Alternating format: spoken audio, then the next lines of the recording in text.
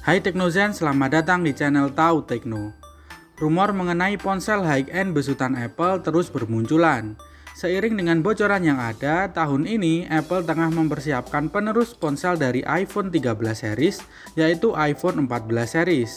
Penasaran seperti apa rangkuman dari bocoran spesifikasi dan perkiraan harga dari iPhone 14 series ini? Tonton videonya sampai habis ya.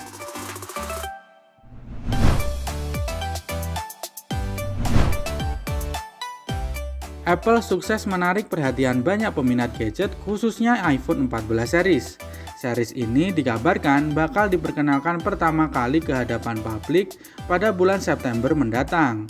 Kabar tersebut berasal dari event tahunan Apple yang digelar setiap bulan September setiap tahunnya. Menurut rumor yang beredar, tahun ini Apple akan meluncurkan 4 model iPhone 14 seri sekaligus, yaitu iPhone 14, iPhone 14 Max, iPhone 14 Pro, dan iPhone 14 Pro Max. Untuk bagian desainnya, ponsel tersebut diprediksi hanya akan menghadirkan dua ukuran layar yang besar, yaitu 6,1 inch untuk iPhone 14 dan iPhone 14 Pro, dan 6,7 inch untuk iPhone 14 Max dan iPhone 14 Pro Max. iPhone 14 versi reguler dan Max disebut masih akan dibekali desain layar berponi atau not seperti iPhone 13.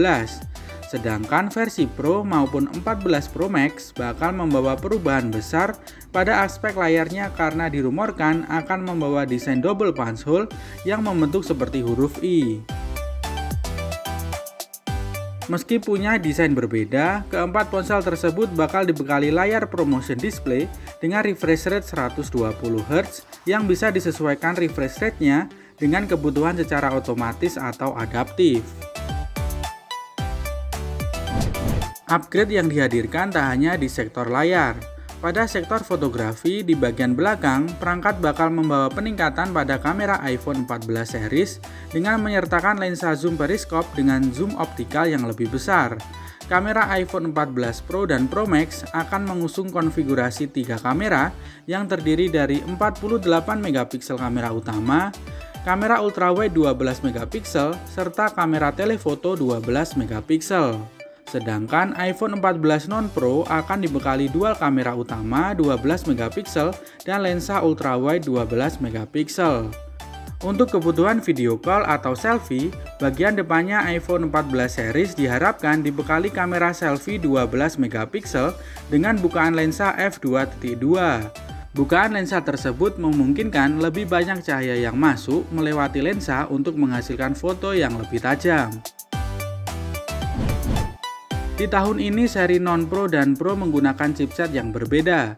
Di iPhone 14 dan 14 Max akan ditenagai oleh chipset A15 Bionic dengan fabrikasi 5 nanometer plus dari TSMC.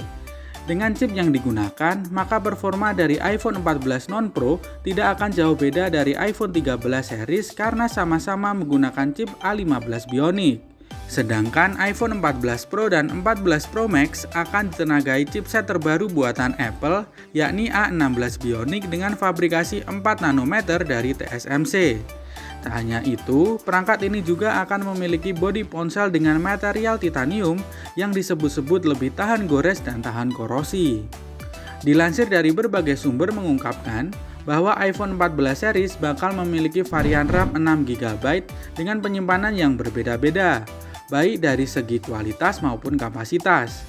Seorang leaker juga menyebutkan bahwa model iPhone 14 dan 14 Max tetap menggunakan LPDDR4X yang memiliki kapasitas penyimpanan terendah 128GB.